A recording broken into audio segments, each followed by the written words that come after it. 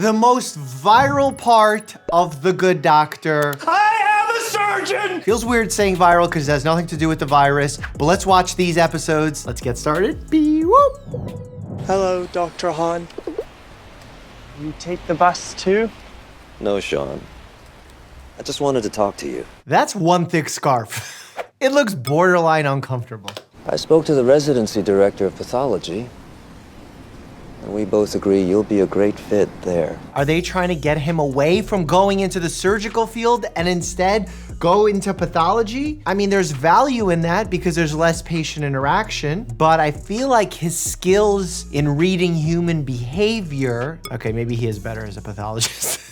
I'm a surgical resident. As a pathology resident, you'll touch cases and lives across all the medical departments. It's an opportunity for you to help patients without having to deal with patients. He could also have a really good place in interventional radiology, known as IR, where there are procedures performed, so you still have some patient interaction. It's slightly surgical. Something to consider, Sean. I am a surgical resident. You were.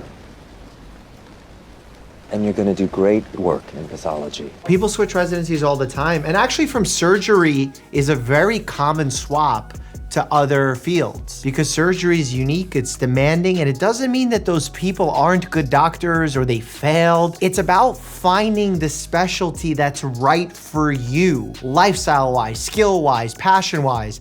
And initially when you start, many people have the wrong impression of what the field will ultimately be like. Through the generous support of St. Bonaventure Foundation, we've been able to transport Kenny and his mother from their home in Mississippi. We appreciate you allowing us to share your case as an educational opportunity for our staff. The neurofibroma started as a small bump near the base of the spine. So neurofibroma is usually a non-cancerous tumor, meaning that it's not malignant, it's benign. And the only time we really intervene with them is if they start causing symptoms due to their size or position.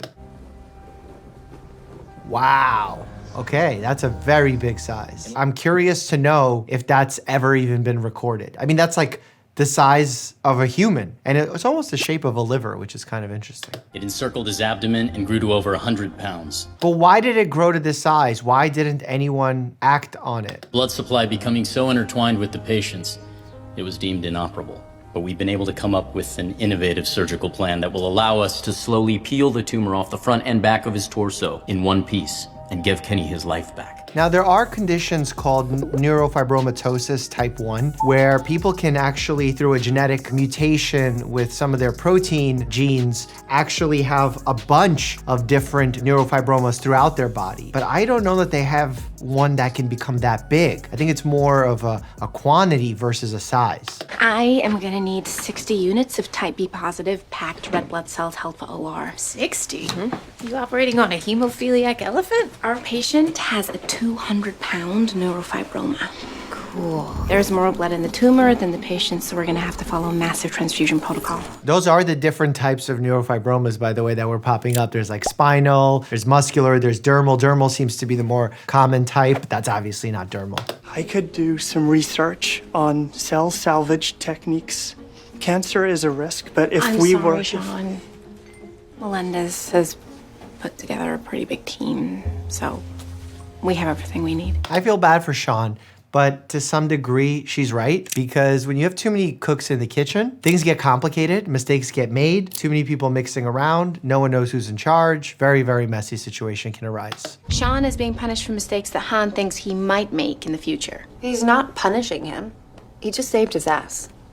Okay, Kenny, the MRI is going to help us map the blood supply to the tumor. MRI is basically a form of MRI that's looking at blood flow. Through the dye put into the arterial system, the blood vessels, you'll be able to see where that blood goes and where it's distributed and where you can make safe incisions in. We should take a stand.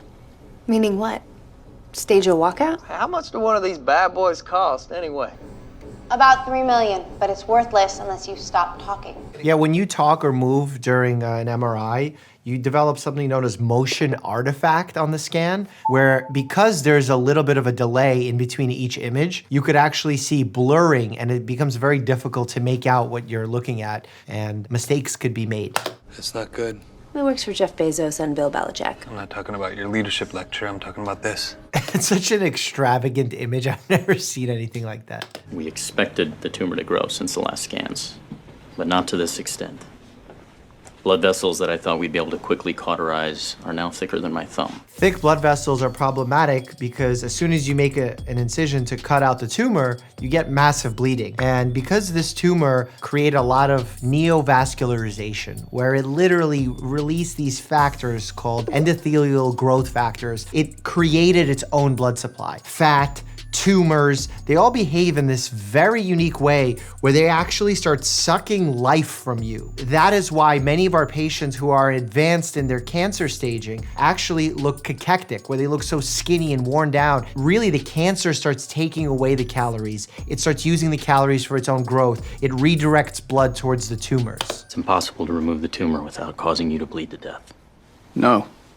I don't care how risky it is. But then if it continues to grow, he's also gonna die. You have to make a decision here. Kenny, as long as your heart remains healthy, you basically will be too. Whoa, how can you make that prediction? If this thing starts growing and is growing at the speed where he's like, in just a few days, the blood vessels became thicker than my thumb, what's gonna happen in a matter of years, in 5 years? This thing could be 3 times the size of any other human, at which point he will start suffering those ill effects. I don't want to be treated. I want to be cured. I want my life back. I always thought all I had to do was get enough money or find the right doctors. But if you're telling me there's no hope.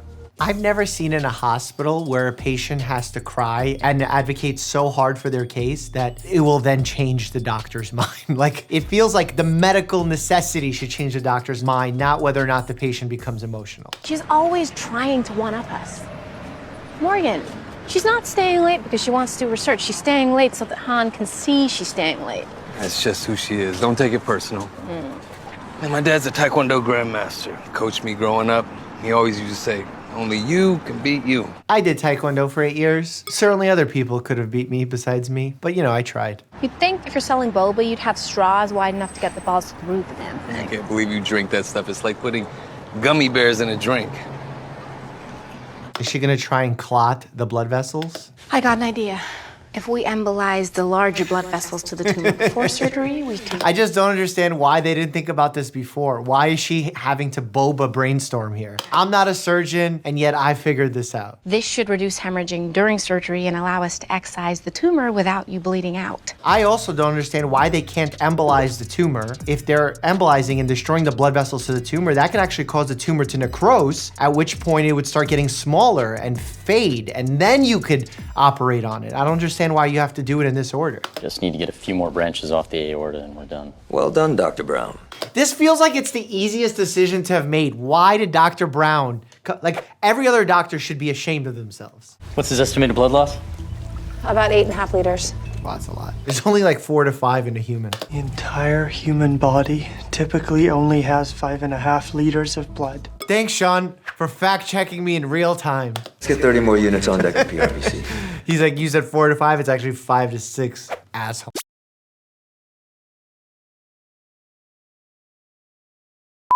Add cryo, fresh frozen plasma, and platelets to that.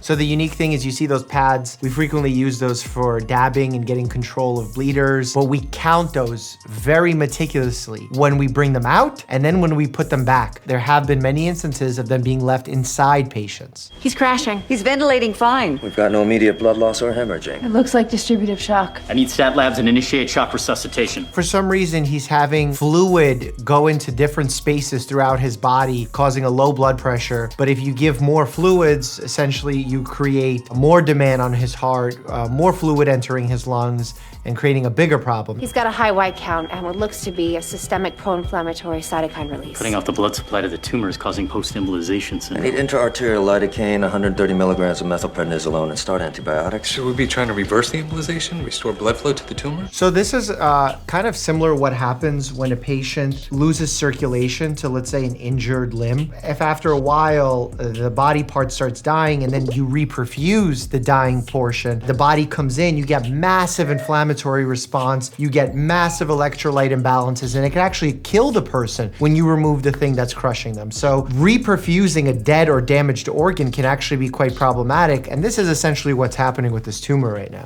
Page Dr. Murphy. No, do not page Dr. Murphy. I get it, you like him, but we don't have time for an audition. I'm trying to save my patient's life. My patient, which means it's my call. I am also trying to save your patient's life, so I'm urging you to stop wasting time. Now, we've cut away almost half. That's all we can do right now. So let's remove it and give him a chance to live and fight another day. Why can't you do both? You can walk and chew gum at the same time, can't you, surgeons?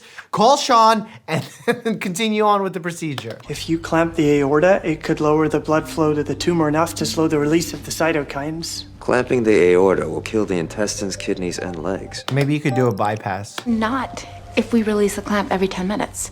Give it just enough blood to stop the cytokines, but not so much that he bleeds to death. Oh, I don't know. This sounds awful. Remember, when you're clamping off the aorta, you're also clamping off all the blood flow to the lower portion of the body, which includes vital organs. Thank you for the consult, Dr. Murphy. I don't know if that's good advice. Care to do the honors?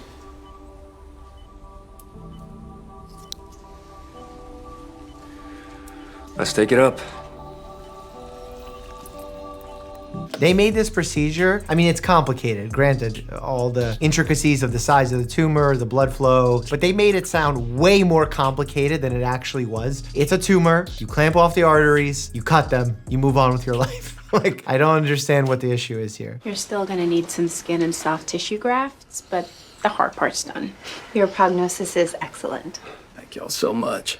Am I taking this thing home in a glass bottle? Y'all got something that big? He's just being a smart ass. I'm surprised he's that lucid after his surgery. Usually patients are really groggy, especially after that huge amount of blood loss. I am not leaving your office until you reinstate me. What are you doing, Sean? Do you think ordering me to do something will change my mind? I am a surgeon. And the viral meme was born. I am a surgeon! I am a surgeon! I am a surgeon! I am a surgeon! Dr. Juan, I am a surgeon! I am a surgeon! I am a surgeon!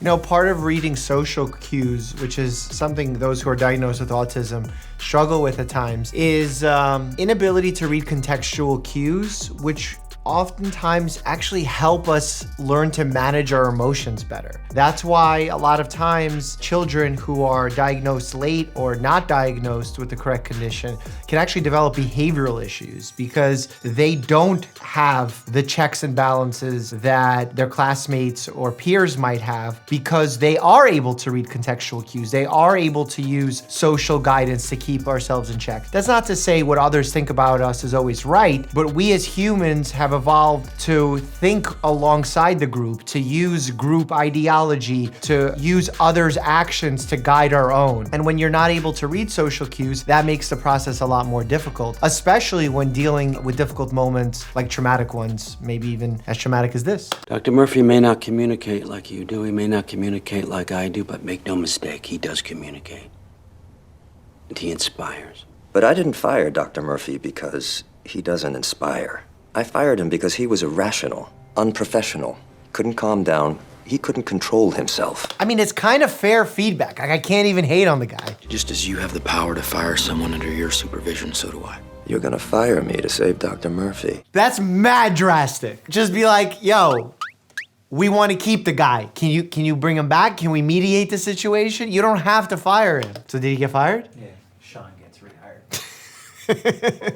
I feel like Sean has trouble falling asleep, but here are evidence-based ways of how to fall asleep faster. Click here to check that out. And as always, stay happy and healthy.